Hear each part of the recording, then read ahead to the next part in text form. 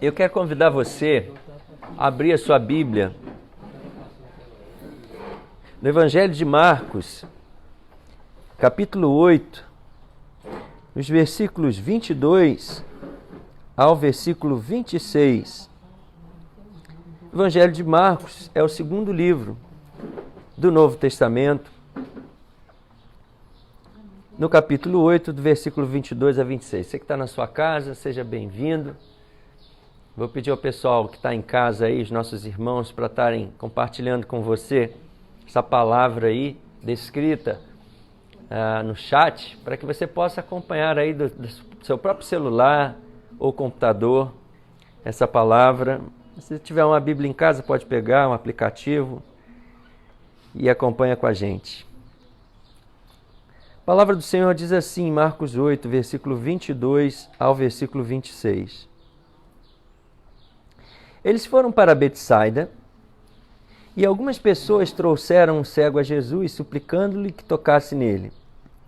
Ele tomou o cego pela mão e o levou para fora do povoado. Depois de cuspir nos olhos do homem e impor-lhes as mãos, Jesus perguntou, você está vendo alguma coisa? Ele levantou os olhos e disse, vejo pessoas, elas parecem árvores andando. Mais uma vez, Jesus colocou as mãos sobre os olhos do homem. Então seus olhos foram abertos e sua vista lhe foi restaurada. E ele via tudo claramente. Jesus mandou para casa dizendo, não entre no povoado. Amém? Amém, querido. Que Deus abençoe a ministração da sua palavra. Amém. Queridos, a cura do cego de Betsaida é uma cura peculiar. Porque Jesus, quando vai curar esse homem, Betsaida ficava muito próximo do lugar onde Jesus ministrava. Jesus estava sempre em Betsaida, ficava mais ou menos 1,5 km acima, ao norte do Mar da Galileia. Viu muitas vezes os milagres de Jesus. Mas Jesus, nessa cura, quando ele está em Betsaida, em muitos lugares ele curava e as pessoas criam no seu poder. As pessoas criam naquilo que ele falava por meio da sua cura e criam. Ele, de fato, é o Filho de Deus. Mas essa cura é uma cura peculiar porque Jesus vê aquele cego de Betsaida, está lá fazendo seu ministério, vê aquele cego e, movido por compaixão, como era da natureza de Jesus, Jesus olha para aquele cego e diz, vou curar esse cego. Mas por que é peculiar? Porque Jesus podia estender sua mão e logo em seguida aquele cego seria curado, mas Jesus não faz isso. Jesus leva aquele cego, conduz-o pela mão, como era bem natural de Jesus. Jesus era um homem gentil, amoroso, doce. Pega aquele homem pela mão e leva ele para fora do povoado. Depois, quando aquele homem está fora do povoado, Jesus cospe nos olhos daquele homem. Está imaginando a cena, meu irmão? E depois que ele cospe nos olhos daquele homem, a sua visão não ficou boa totalmente. Ele devia estar ali com uns 10 graus de miopia ainda, ou mais, não sei, 15, porque aquele homem diz que não está conseguindo enxergar. Enxerga as pessoas como se fossem árvores. Não é isso que a palavra de Deus vai dizer? Olha, as pessoas, está tudo muito embaçado, parecem árvores andando. Você que é míope, sabe bem o que é isso, né? De ver pessoas, árvores andando na sua casa, quando você esquece seu óculos. Você sabe bem o que é isso. E aí, depois disso, Jesus colocou as mãos sobre os olhos, olha aí. Você deixa alguém colocar a mão no seu olho? Jesus coloca as mãos nos olhos daquele homem que agora já está enxergando alguma coisa. E está vendo aquela mão chegando perto do olho. E depois disso, aquele homem teve os seus olhos abertos, a sua vista foi restaurada e ele viu tudo claramente. Você há de convir comigo que é uma cura um tanto estranha. não é não? Que é uma cura um tanto diferente. Porque Jesus tinha poder para curar aquele homem com pensamento. Eu não sei se você lembra o episódio do servo do centurião, aquele centurião que tinha fé. Ele disse, Senhor, manda uma palavra e meu servo vai ser curado. Jesus podia falar assim, ó, fica curado. Só pensar. Ele era Deus. Agora, por que é que Jesus faz isso tudo? E métodos que ele usa bastante assim, questionáveis de cura. Sabe, meus irmãos, o nosso Deus não abre mão de processos na nossa vida.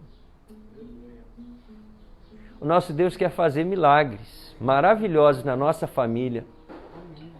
Nosso Deus quer fazer milagres maravilhosos na nossa vida financeira, embora que a maioria das coisas que a gente pensa que precisa, não precisa. O Senhor quer fazer milagres maravilhosos na nossa saúde, mas o Senhor não abre mão de processos.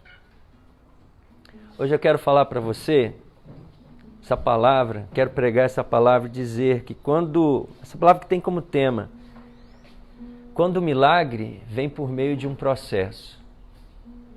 Quando o milagre vem por meio de um processo. Processo. Isso não é algo que a gente gosta de ouvir.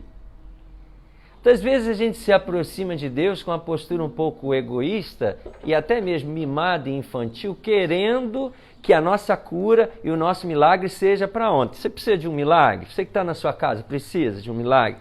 Você precisa de uma intervenção sobrenatural de Deus na sua vida? Eu preciso. Você precisa? A grande questão é que nós não gostamos de processos. Vamos falar a verdade? Nós não gostamos. Quando a gente é criança, a gente quer de tudo para ser adolescente. E adolescente faz de tudo para ser adulto. E quando a gente é adulto, a gente faz de tudo para ser criança, para não ser velho, idoso. A gente não gosta dos processos. Essa que é a verdade. A gente tem tudo automático. É a cafeteira, é a internet, é o controle remoto, é o cartão que você passa e já não precisa mais, é o pedágio que você não precisa mais de nem pagar, se você quiser, você paga uma taxa, é tudo automático, e a gente acha que na vida cristã é assim também. E a gente às vezes adota comportamentos do tipo assim, Senhor, eu estou sendo um bom moço, Senhor, eu estou sendo uma boa cristã, uma boa serva, estou merecendo, Senhor. Por que é que o Senhor não me dá? Como se Deus fizesse barganha com a gente. Queridos, o Senhor não abre mão de processos. Me abençoa aí, tá, Levita? Essas mãos aí são ungidas do Senhor, então. Querido, o Senhor está querendo te dizer hoje aqui que Ele pode fazer o milagre na sua vida. Que Ele quer fazer o milagre na sua vida. Mas eu vou dizer algo que vai mexer com você. E essa é a intenção mesmo, que o Espírito Santo mexa com você. Deus está mais interessado nos processos do que no milagre. Você sabia disso? Deus está mais interessado no processo do que no milagre. Sabe por quê? Porque Deus está mais interessado em quem você está se tornando do que as coisas que você terá. Entende isso?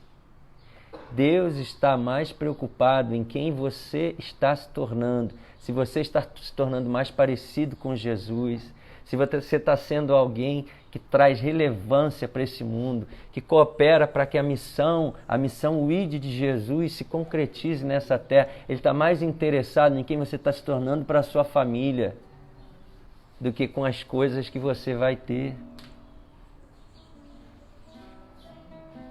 Com os objetos. Muitos milagres, às vezes, não são objetos, mas se não passarem por um processo, você ganha um milagre e perde o milagre. Como assim, pastor? É simples. Se você não estiver preparado, ter maturidade para receber esse milagre, o milagre vem e você perde. Você não sabe zelar por aquilo que foi o milagre, produto do milagre. Processo. Você está entendendo o que Deus está falando contigo? Talvez o seu processo seja um processo de dor, de sofrimento. Aquele homem, quanto tempo ele já estava cego? Quanto tempo ele já necessitava de uma cura? E ainda assim, por meio de uma narrativa parabólica. O que é uma narrativa parabólica? Marcos é um livro cheio de narrativas parabólicas. As parábolas, nós conhecemos, são histórias que Jesus conta envolvendo outras pessoas. Mas os evangelhos, principalmente o livro de Marcos, ele contém narrativas que servem como metáforas. Entende? Que cada símbolo, cada coisa que se faz serve como um símbolo. Tem um significado. Por isso, o primeiro significado dessa narrativa parabólica, a primeira postura que a gente precisa ter para ver esse milagre acontecer, esse milagre que vem de um processo, essa primeira postura é a postura da mudança de mente. Mudança de mente. Enquanto você não tiver a sua mente mudada, o milagre será desnecessário. O milagre pode ser até prejudicial na sua vida.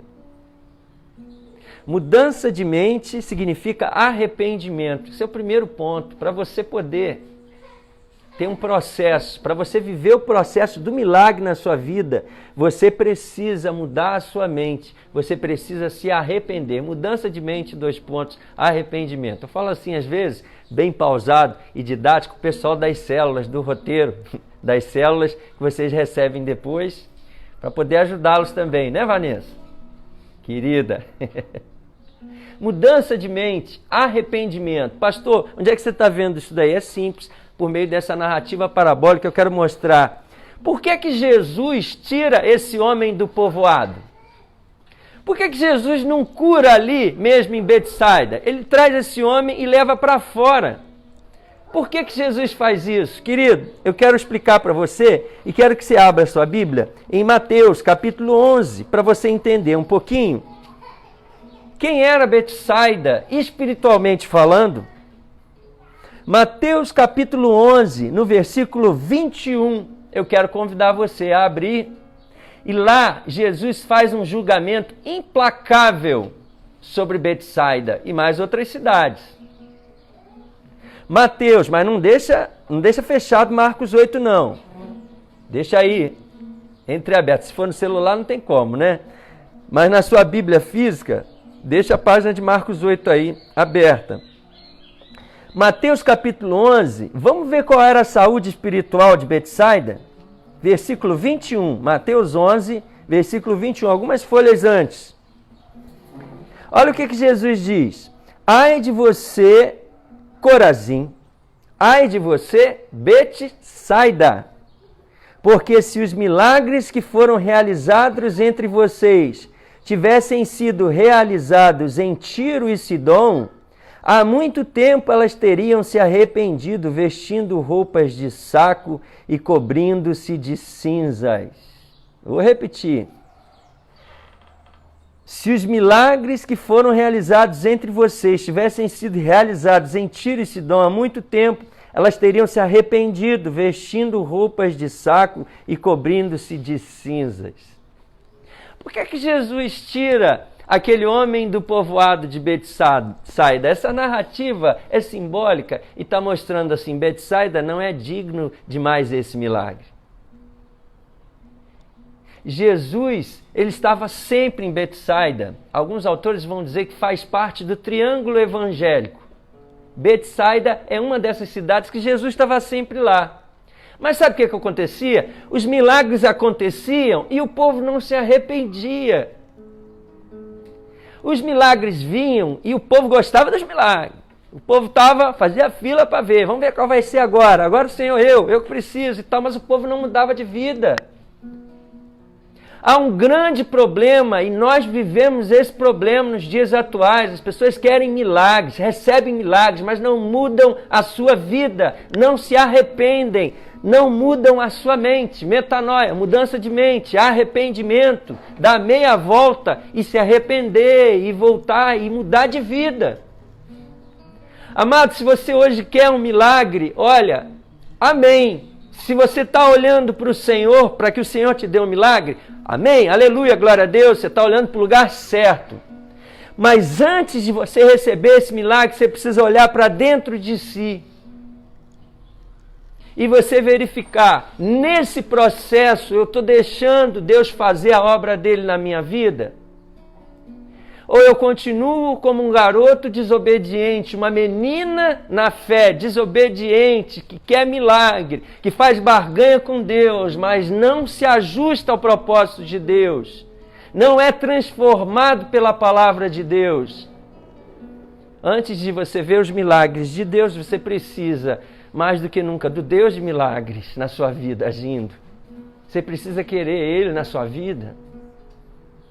Queridos, nós encerramos ontem, hoje estamos fazendo um fechamento aqui nesse culto, nosso impacto missionário. Tão gostoso foi o impacto missionário aqui em Caxias. Antes iríamos fazer apenas nessa parte central, mas nós fomos também para Saracuruna, fomos para outros bairros da Vila São Luís. O Senhor foi nos direcionando para ir para lá. E sempre são histórias muito marcantes que a gente tem nesses impactos missionários. E dessa vez, a gente tem algumas histórias tão tremendas. Nós estávamos foi na sexta-feira, estávamos ali no projeto social da nossa querida parceira Maria Chocolate, entregando lá as quentinhas. O pessoal foi junto com a gente, cantamos pro pessoal, foi bênção ali. Mas uma dessas mulheres que estavam ali, depois eu fui conversar com a irmã Marta, e fomos ali conversar com ela, e uma vida sofrida, e uma vida assim dolorida. Uma pessoa que foi assim, sabe, sofreu muito por causa de uma mãe que era violenta, uma mãe que talvez aprendeu da sua mãe a ser assim, e parece que os ciclos se repetem. E ela dizendo, olha, eu sofri muito com a minha mãe, e hoje eu sou essa pessoa terrível. Ela falando de si, sou uma pessoa terrível, que tem dificuldade de se relacionar com as pessoas. E hoje eu reproduzo as mesmas coisas com os meus filhos. Sabe, por mais que eu tenha um ressentimento, e foi curioso assim, porque a gente se aproximou dela e na mesma hora o Espírito Santo de Deus falou assim, existe um espírito de ressentimento aí, é por esse ressentimento que entra tudo que há de pior na vida dela. E ela falou assim, eu tenho um ressentimento, uma mágoa, e reproduz isso com os seus filhos, e falando, eu sou a pior pessoa do mundo, sabe, colocando-se lá embaixo. E a gente começou a falar com ela, olha, você pode mudar de vida, você precisa dar um primeiro passo, você precisa se arrepender, você precisa crer que Jesus pode fazer a obra na sua vida, não é você. Deus pode fazer essa obra, mas você precisa se arrepender. E ela relutando, e ela dizendo, não, mas minha vida ninguém pode mudar, que eu já fui crente. O que acontece com uma boa parte, né, do povo que mora aí no Grande Rio, eu já fui crente. Mas hoje, pastora, hoje eu já estou com vício, e aí começou a falar uma porção de coisa, aí a gente falou, mas Jesus pode mudar a sua vida, você precisa se arrepender. E aí, eu sei que a gente começou a orar por ela, e enquanto orava, sabe, eu estava ali clamando por ela e pedindo, Senhor, Espírito Santo, é o Senhor que convence o homem do pecado. É o Senhor quem convence, não vai ser a gente que vai convencer, mas Espírito Santo, dá mais uma oportunidade para essa vida, Espírito Santo. E orando, clamando ao Senhor. Eu não sei o que o Senhor vai fazer, mas o Senhor é Deus, então dá uma oportunidade para essa vida. A Marta estava orando, depois eu orei com ela e eu perguntei, você quer hoje? Você quer hoje fazer essa entrega? Mudar a sua vida? Você quer hoje, você decide hoje, você quer dar essa chance para a graça do Senhor te surpreender? Isso vai começar na sua casa, na sua família e vai começar a se multiplicar através da sua decisão. Aí ela já estava chorando, já com os olhos cheios de lágrimas, e ela falou assim, eu quero viver uma nova vida com Jesus. Tinha ido ali, sabe, com fome, sem ter direito o que comer em casa, para os filhos, sem ter o que dar para comer com os filhos, para os filhos. Mas ali ela estava recebendo um alimento espiritual que modificaria sua vida para sempre, para sempre, para sempre. Queridos, tudo na nossa vida começa com arrependimento. Milagres, grandes milagres começam na nossa vida com arrependimento. Qual é a trajetória errada que você está tomando? Você precisa se arrepender. Se você ainda não tem Jesus na sua vida, você precisa se arrepender e dizer, Senhor, eu entrego meu coração para Ti, eu quero um novo coração. Um novo coração. Você precisa mudar de vida, querido. O processo começa assim. Começa com arrependimento. Agora o processo do milagre tem uma segunda etapa que é vista nesse texto, nessa narrativa parabólica. É que se em primeiro lugar a gente tem a mudança de mente, em segundo lugar a gente tem a mudança de coração. O segundo caminho do processo do milagre é a mudança do coração, que é traduzida por humildade, quebrantamento. Sabe por que eu digo isso? Porque o processo de Jesus envolve muitas vezes coisas que nos fazem, preste atenção, eu ia usar essa palavra, mas eu usei ela depois para evitar que ela tivesse algum tipo de ruído de comunicação aqui entre nós. Mas certos processos nas nossas vidas, de Deus na nossa vida, nos fazem sentir humilhados. Envolvem humilhação. Você sabia disso? Aliás, humildade tem a ver com humilhação. O radical é o mesmo. Humilhação, humildade.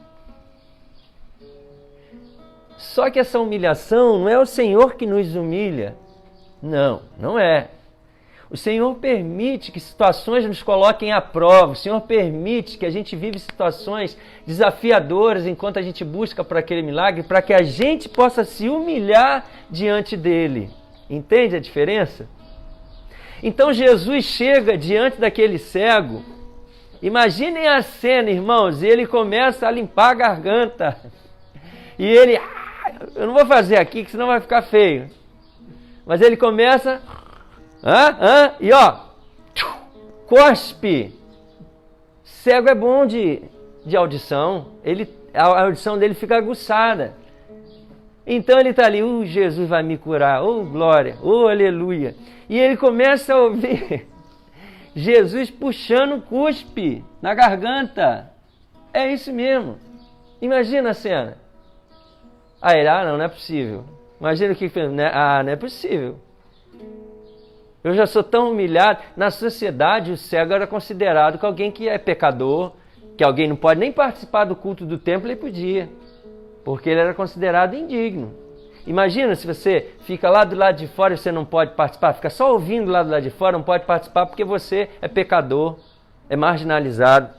Aquele cara já se sentia humilhado. E agora chega Jesus diante dele e cospe na vista dele. Aí é demais, né? Não, irmão? Sabe, querido, certos processos de Deus na nossa vida nos fazem sentir a pior pessoa do mundo, não é? Só que a gente não pode se esquecer que esse Deus não é um tirano. A gente não pode esquecer que esse Deus é um Deus de amor. Um Deus que nos ama, um Deus que cuida de nós, um Deus que está tratando das nossas feridas, um Deus que está nos levando a viver um outro patamar. Porque se a gente perde esse foco, a gente começa a afundar como Pedro, que caminhou na direção de Jesus e começou a afundar. A gente precisa mudar o nosso coração. A gente precisa deixar que as provas e os processos nos tragam humildade. Querido, a palavra do Senhor, eu gosto tanto desse versículo, nos diz no Salmo 51, 17, que o coração quebrantado e contrito, esse Deus não desprezará. Se você se quebranta, se você se quebra diante do Senhor, diante do processo, Deus não vai desprezar o seu clamor, não vai. Foi nesse dia mesmo do impacto missionário que a gente estava ali em Saracuruna e nós vemos assim tantas pessoas sedentas, tantas pessoas ali, sabe, vivendo à margem da pobreza, irmãos. Pobreza é uma coisa, a margem da pobreza é gente que está abaixo dessa linha da pobreza. Estávamos ali vivendo. E eu me lembro que eu tive a oportunidade, muitas vezes na vida, de me envolver com obras sociais, com projetos sociais. E eu me lembro que quando eu era seminarista, a gente foi fazer um trabalho social em Petrópolis. E esse trabalho social em Petrópolis, sabe, mexeu muito comigo. Porque a gente não imagina que, numa cidade de Petrópolis, as pessoas falam, né, cidade imperial, é isso, é aquilo, e a gente não imagina que tem gente lá passando fome. E hoje em dia não tem mais nada disso, porque a desigualdade é total hoje em dia. Está todo mundo... Só uma pequena parte que conseguiu passar ilesa com relação a isso. Mas eu me lembro naquela época, sabe, eu ficava assim, tocado, porque eu me lembro que uma vez eu fui falei com o menino assim, olha, eu vou comprar uma pipa para você. Isso tem 20 anos, caramba, já tem mais de 20 anos. O tio vai comprar uma pipa, posso comprar uma pipa para você? E ele chegou para mim e falou assim, tio, a pipa é boa, é bom, eu gosto. Mas se o senhor puder trocar a pipa por aquele saquinho de pão careca, se o senhor puder, é baratinho, tio. É um pouquinho mais caro que a pizza. Se o senhor puder trocar, eu prefiro. Porque lá em casa ninguém ainda comeu hoje. E eu tenho 5, 6 irmãozinhos. Um garoto de 10, 11 anos de idade. E isso era mais ou menos tardinha, 4, 5 horas. E ninguém tinha comido ainda. Muitas situações que a gente visitou, sabe? Muitas situações de pessoas na penúria. E aí a gente passou uns anos dizendo assim, bom, hoje em dia as coisas melhoraram bem, né? Hoje em dia as situações, que bom que não tem tantas pessoas como as que a gente vivia. E aí a gente vai num projeto como esse. Sabe, queridos, quando a gente vê pessoas falando que é melhor dar a quentinha à noitinha, porque é melhor passar o dia com fome que dormir com fome. Quando você vê pessoas falando isso, com 5, 6 crianças, levando uma quentinha para dividir para aquelas 5, 6 crianças, você fala assim, Senhor, quem eu sou? Quem nós somos? Porque se há 20 anos atrás a minha vida foi profundamente mudada, eu já contei essa história de uma senhora que dava uma comida de cachorro, quase lavagem de cachorro, e agradecia ao Senhor por aquela lavagem de cachorro para os seus 5, 6 filhos. Senhor, assim, queridos, assim, não tem como a gente não mudar a nossa vida quando a gente passa por experiências como essa. Não tem como a gente não olhar para aquelas pessoas com um olhar de misericórdia, de amor, e não tem como, preste atenção, quando a igreja do Senhor Jesus faz o seu papel, quando a igreja do Senhor Jesus sai desse pedestal de holofote, que eu não sei quem foi que colocou ela ali, na verdade eu sei quem foi, o inimigo das nossas almas, preciso falar de forma profética isso, colocou a igreja num pedestal, que ela está no poder, que ela é isso, é aquilo. Quando a gente sai desse lugar e a gente faz o que Jesus fez, lavar os pés dessas pessoas, jovens, crianças, adolescentes, hoje a gente vindo para cá, uma senhora ali embaixo da marquise, aqui poucos metros de nós, e uma família, sabe, que agora não tem mais condição e está ali improvisada, perto de uma garagem de uma casa, está aumentando o número de pessoas. Quando a gente é igreja de verdade, a gente começa aí onde o povo está e precisa, não tem como a gente não mudar o nosso coração. O nosso coração deixa de ser egoísta. Você está entendendo, querido? O nosso coração começa a amolecer. A gente começa a virar gente de verdade. E a gente começa a olhar para o outro com o olhar que Jesus tinha pelo outro. E por isso a gente começa a ficar mais humilde. Entende a relação? Por isso, a gente começa, porque hoje eu vou ter que, não sei, hoje não vai ter mistura. Hoje eu vou ter que comer um ovinho. Hoje eu não tenho dinheiro de gasolina, vou ter que ir a pé. O que a gente faz normalmente, né? A gente bate o pé, por quê, Senhor? Senhor, por quê? Aí começa a fazer pirracinha, fica magoadinho com o Senhor. Aí a gente, quando começa a lidar com pessoas assim, a gente se humaniza. Deus vai moldando o caráter dele em nós. Presta atenção, igreja. Deus vai moldando, Deus está moldando o caráter dele na missão Novo Mover. E aí, não tem mais como a gente ser o mesmo. A gente agradece, Senhor, obrigado por esse ovinho, Senhor, obrigado porque eu tenho pés e posso ir, Senhor, obrigado porque eu tenho a internet, estou assistindo internet, isso aí está sendo luxo para algumas pessoas, celular. Obrigado, Senhor, porque eu tenho tudo, me falta uma coisinha ou outra, mas obrigado, Senhor, humildade, está entendendo, querido? Humildade, mudança de coração. Será que você não precisa mudar o coração hoje? E se você é alguém que tem condições, amém, mas seja alguém cristão, seja alguém como Jesus, que onde estava repartia, dava generosidade, amor, porque Deus pode abençoar o que você tem, usar o que você tem para abençoar vidas, abençoar a missão, abençoar missionários, pessoas carentes. Não fica só com o que você tem para si. Seja humilde, reparta. Essa é a essência do cristianismo. Atos 4, Atos 2, você vai ver essa igreja repartindo o que tinha. Agora, para terminar, querido, processo do milagre envolve ainda uma terceira mudança. A mudança de percepção envolve fé. Mudança de percepção é igual a fé. Porque o milagre de Jesus, preste atenção, estava acontecendo. Por que, pastor, mudança de percepção? Aquele homem ali estava no caminho do milagre, foi humilhado, se sentiu humilhado, cuspe no olho e começou a enxergar. O milagre começou a ser feito, amém? Na vida dele. O milagre começou a ser feito, porque aquele que não enxergava começou a enxergar como um míope. Mas o que é isso para quem não enxergava? É tudo, é bastante.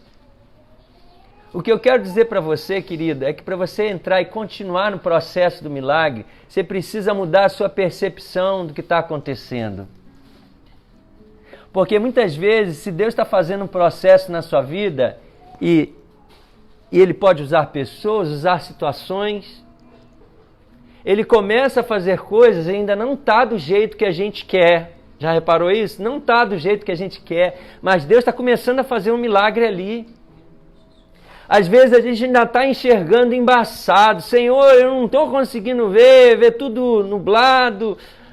Pai, tá assim, pai, tá muito pouco desse dinheiro, mas se você olhar lá para trás, você vai ver a cegueira que tinha, a escuridão que tinha, você vai ver que Deus já tocou, que Deus está te levando para fazer algo mais. E é aí, presta atenção, igreja, é aí que muita gente para, que muita gente paralisa. Vou usar um exemplo claro que você conhece, o povo hebreu no deserto. Eles estavam vivendo um milagre dia após dia ou não? O que eles recebiam? Maná, recebiam as codornizes, tinha alimento para eles. Deus estava tirando do Egito, levando para Canaã, para a terra prometida. Mas eles não conseguiam perceber o milagre. E então no deserto, o que eles começaram a fazer no deserto? Começaram a dizer, o Senhor nos trouxe aqui para morrer, Moisés, você ouve Deus é nada, que eu estou cansado desse maná, estou cansado desses bichinhos aqui, carne pouca.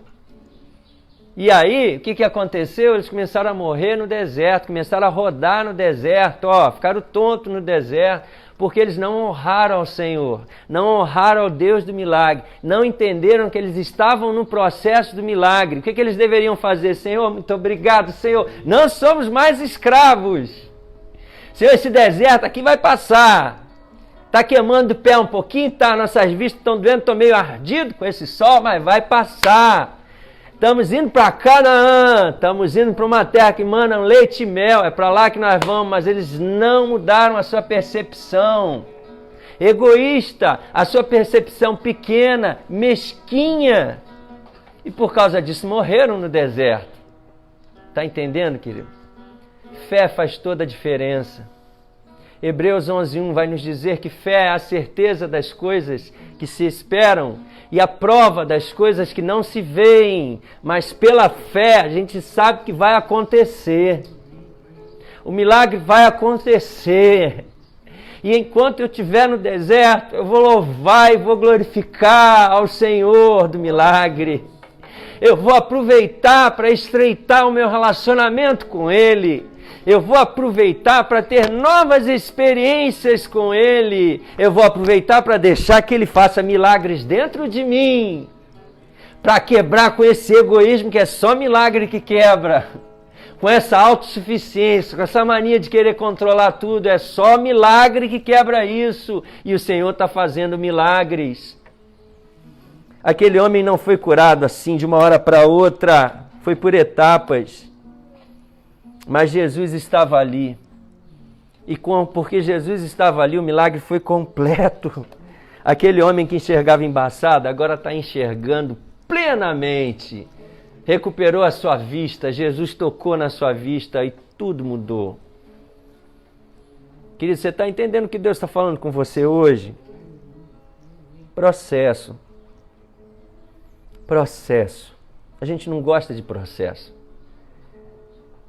Mas a gente precisa aprender a gostar. Porque o caminho é estreito. O caminho que nos conduz à salvação é estreito. Tem gente que desistiu do processo. No púlpito e na congregação. E porque desistiram do processo, baratearam o Evangelho.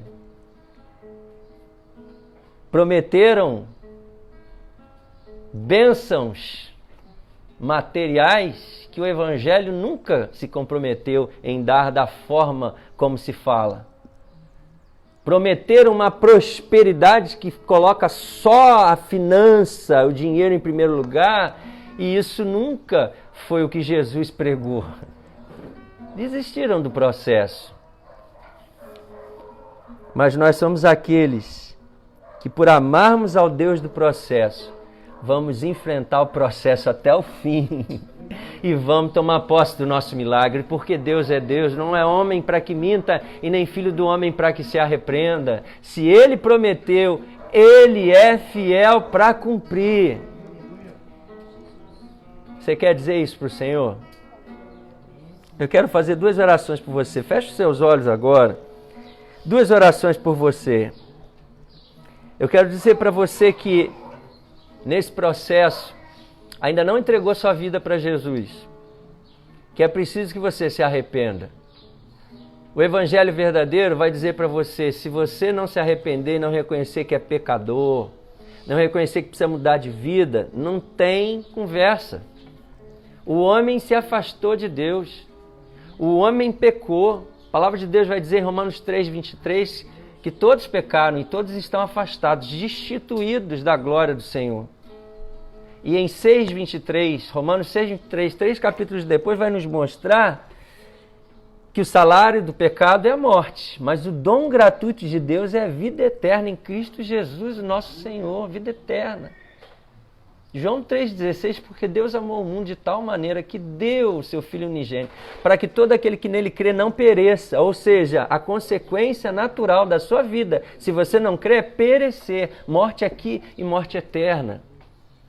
Mas deu o seu Filho amado para aquele que nele crê, não pereça, mas tenha vida eterna, é o que o Senhor promete para você. Feche os seus olhos, igreja, ore nesse momento. Quero fazer 2 orações por você que ainda não é crente no Senhor Jesus, que você ainda não entregou seu caminho ao Senhor Jesus, e depois eu quero fazer pela igreja, que vive um processo. Processo de volta ao Evangelho, aleluia. Quero convidar você que ainda não entregou sua vida para Jesus, para viver uma nova vida com Ele. Talvez você o conheça, talvez você goste do Evangelho, mas não é só gostar, você precisa se mudar por inteiro, você precisa se arrepender, mudar a mente. Você quer fazer isso hoje? Reconhece o seu pecado, quer mudar de vida? Então, se você quer mudar de vida, eu quero convidar você a fazer uma oração junto comigo, a repetir essa oração, onde você estiver. Se Deus está falando com você, não resista. Ouça a voz do Espírito Santo de Deus. Na sua casa ou aqui, repete essa oração. Pode ser baixinho, silenciosa, mas repete essa oração assim. Faz essa oração comigo assim, ó. Senhor Jesus, te entrego o meu coração. Eu te peço, vem Jesus, muda a minha vida. Eu reconheço os meus pecados. Me limpa, Senhor. Eu te reconheço como Senhor e Salvador da minha vida. Diga isso, eu te reconheço como Senhor e Salvador da minha vida. Vem, Jesus, entra no meu coração. Vem, Jesus, me dá uma vida nova em Ti. Amém, amém. Enquanto todos estão orando, se você fez essa oração aqui na nossa congregação de Laguna, eu quero convidar você a colocar a mão no seu coração. E você vai estar dizendo assim, Senhor, eu fiz essa oração. Eu fiz, eu quero viver uma nova vida com Jesus, eu me arrependo, eu não quero ser convencido só, eu quero ser convertido. E hoje Jesus falou mais fundo comigo, eu quero entregar minha vida para Jesus. Você deseja isso? Coloca a mão no seu coração, eu quero orar por você.